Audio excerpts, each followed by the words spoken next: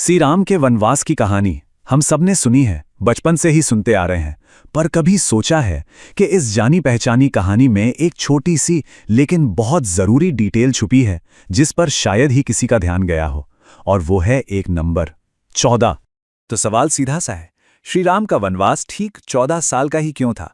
13 या 15 साल का क्यों नहीं? आखिर इस एक नंबर में ऐसा क्या खास था? चलिए आज की इस पड़ताल में हम इसी रहस्य से पर्दा उठाते हैं। अब देखिए, कहानी की शुरुआत तो होती है 2 वरदानों से।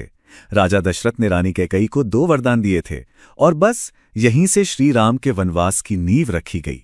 लेकिन बात सिर्फ इतनी सी नहीं थी। ये तो जग जाहिर है कि रानी कैकेयी ने अपने एक वरदान में श्री राम के लिए वनवास मांग लिया। ये कहानी का वो हिस्सा है जिसे हम सब जानते हैं। पर असली खेल तो इस मांग की समय सीमा में था। तो चलिए अब जरा गहराई में उतरते हैं। इस सवाल का जवाब देखिए किसी आम वादे या वचन में नहीं है। ये छिपा है त्रेता युग के एक बहुत ही खास और पुराने कानून में। एक ऐसा कानून जो सीधे सीधे राज सिंहासन के उत्तराधिकार से जुड़ा था। और ये नियम ना एकदम साफ था।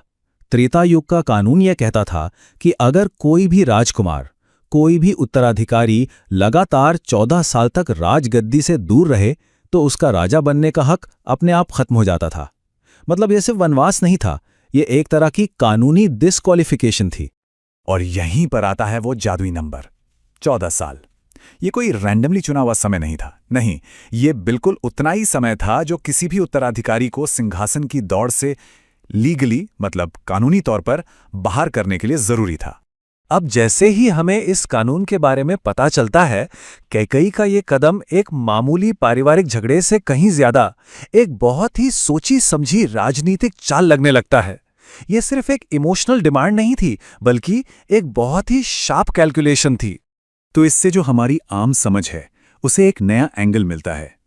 जहां हम इसे सिर्फ एक रानी की जलन या ईर्ष्या का नतीजा समझते थे, वहीं सोर्स का एनालिसिस बताता है कि ये उत्तराधिकार के कानून का कितना कैलकुलेटेड और स्ट्रेटेजिक इस्तेमाल था।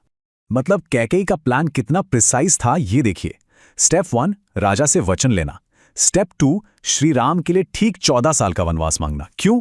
ताकि स्टेप 3 अपने आप हो जाए, यानी त्रेता युग के नियम के हिसाब से उन्हें सिंहासन के लिए लीगली अनफिट करार दे दिया जाए।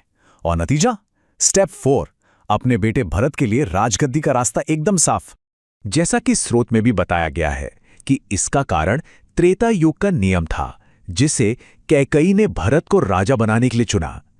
इससे एकदम साफ हो जाता है कि उनका मकसद पूरी तरह से कानून पर आधारित और क्लियर था।